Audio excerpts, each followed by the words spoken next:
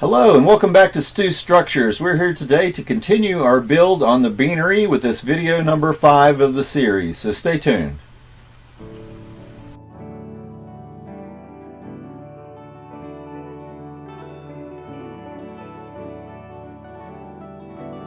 Okay, so welcome back. We're here to continue our build on the Beanery. In the last episode, video 4, you saw where I put together this end wall, which was the original depot part of the Beanery, or the original Grafton Hotel. And we're going to continue on with the tower building that connects to this, and we're going to work some on the walls for the next 2 small buildings that go back behind this building. And we'll proceed from there and start cutting out more windows. Okay, so you can see here from this picture that behind the building that we put together last time, which was this very end of the building, there is a 3-story structure, which I'm calling the tower. It was really not the tower for this yard, but to me it looks like a tower, so I'm calling it a tower. So we had previously cut out the walls for this structure in an earlier video, but now we need to go ahead and cut out the windows and doors and make sure all the placement for everything is right so we can connect it to this building on the end that we've already constructed. That way we can work our way back through the various buildings and add them one at a time as we build them to make sure that everything fits and that we haven't overlooked something. I'm going to go into a little bit of another aspect of where these 2 buildings connect a little bit later in the video, and you'll see some things pop up that even though you've thought them out really well, that could be a problem. So hopefully we can alleviate any of those types of situations as we go along. Okay, so the walls, as far as preparing these walls, were similar to the end building that we've already put together.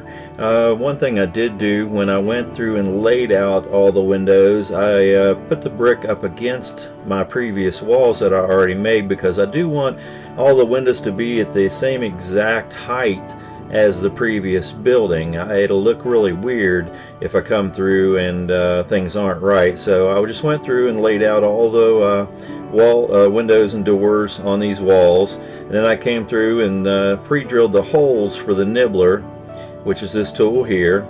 Then I just came through and nibbled out a rough opening to just slightly shy of the lines where the windows and door edges would be.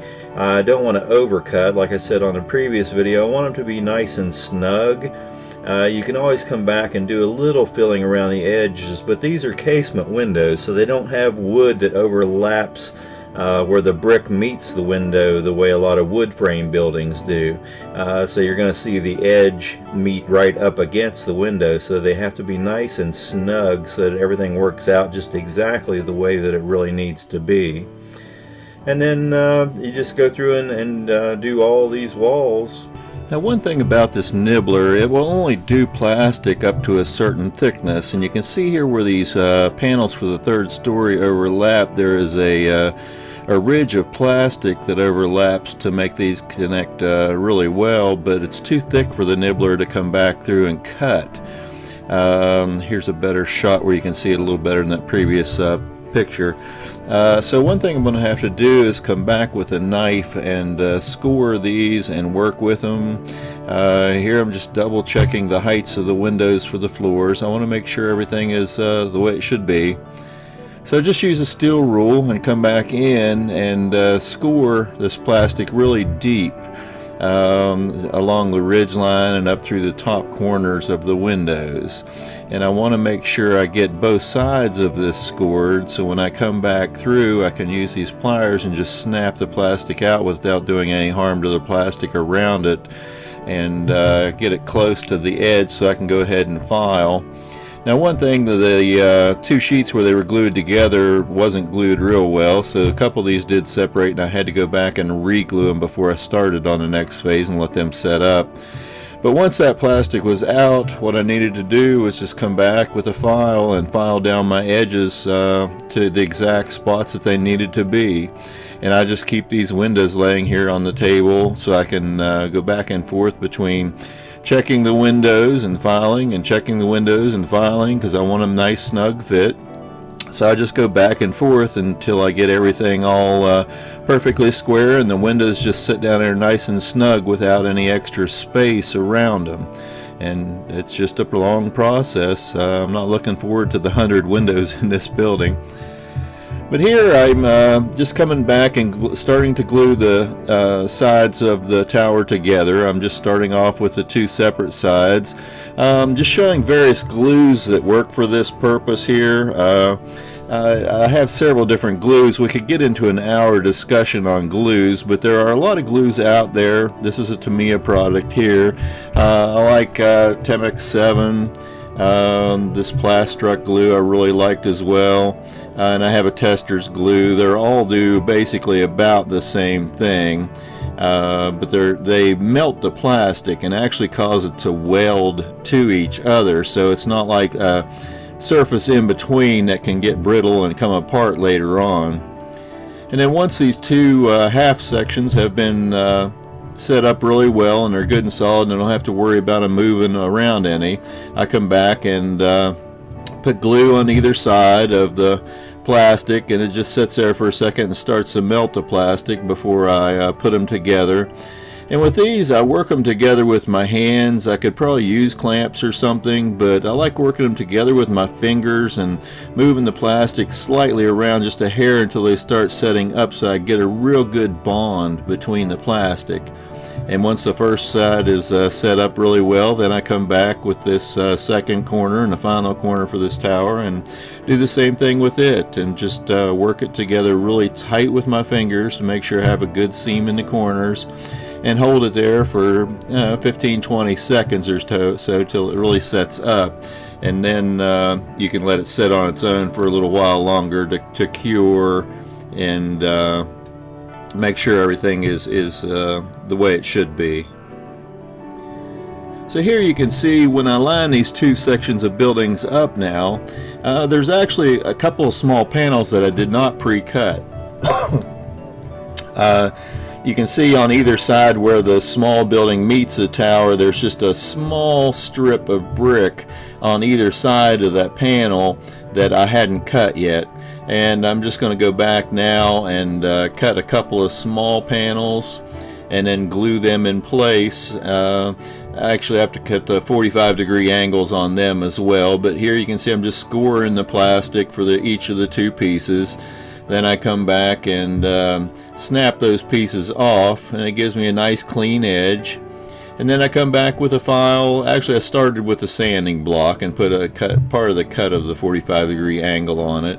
And then I'm coming back with a file and just finishing that edge out to make sure I have a nice, clean, straight edge with a real nice 45-degree angle to meet the corner of the tower building, because it's one of those outside corners. The other edge goes back in behind the wall to this end building, so it'll just be flat surface meeting on flat surface. And here you can kind of see the 45-degree cut on that edge. It doesn't show up real well, but then we glue those into place.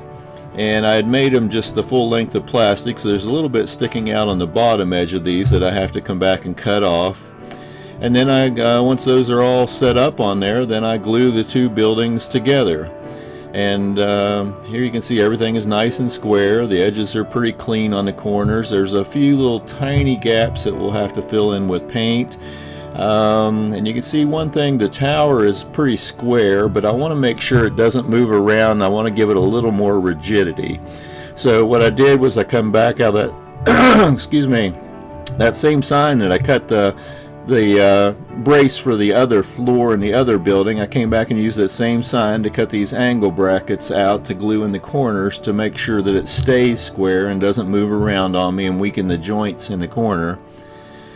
Now, the one thing that I do have a slight issue with, the roof on this outer building really has next to nothing for a angle to it, but it's not a perfectly flat window. So here I'm just showing you that the window on this tower is right on the edge of where the point of that roof will need to be. So I think what I'm going to do is go ahead and raise the window up 2 brick levels, and then I have a little more room on the bottom for my roof line to work into. and you know, you can, it's just one of those small things that you don't think of in advance that you have to come back and correct for and make work. So you see, not everything is always well thought out, at least not in my case. So hopefully some of you don't come up with these little tiny things that slow down your project. I mean, that's not a big thing. I can just raise that window a little bit, and when I bring the roof line up a little bit right here to meet the window, then there'll be some flashing along where the roof meets anyway, so it'll cover up the open area that I raise the window and leave the 2 brick open area below. So that's not a major thing. It'll be easy to deal with. I just got to come back in by hand and cut the 2 brick layers a little higher. On that last picture that I showed, it kind of looks like the window is slightly raised on that anyway. I didn't catch that in advance. So anyway, we've got this much of the building together at this point. It's starting to look like something. I have the walls cut out for the next 2 smaller buildings on either side to come back from that. So we're going to continue on and put those together in the next video. And I think rather than attach those walls to this, I'm going to come back and start working with the individual structures at that point, and do some wood trim and some roof lines and get some windows in and stuff like that. Get the painting done. It gets boring doing the same thing over and over and over. We still have a lot of walls and buildings to build to connect to this, which also means it's going to be, you know, a big building. So it really becomes quite awkward to work with something, you know, I mean, even the next 2 buildings are going to be this big or slightly bigger than that. And then you've got the hotel behind, which is another area this long or so. So it gets to be, you know, just too big to work with all that as one big piece. So we're going to head, you know, in that direction with the build, so we don't get too bored with it. Thank you again for coming back and sharing my video with me. Like and share these. Not a lot of people out there build their own buildings and don't know where to start on these. So it's some information that hopefully will give them some inspiration to start scratch building and building some of their own buildings. Go ahead and subscribe to the channel. That way each time a new video comes out, you'll be notified, and you can watch it when it comes out. And happy model railroading.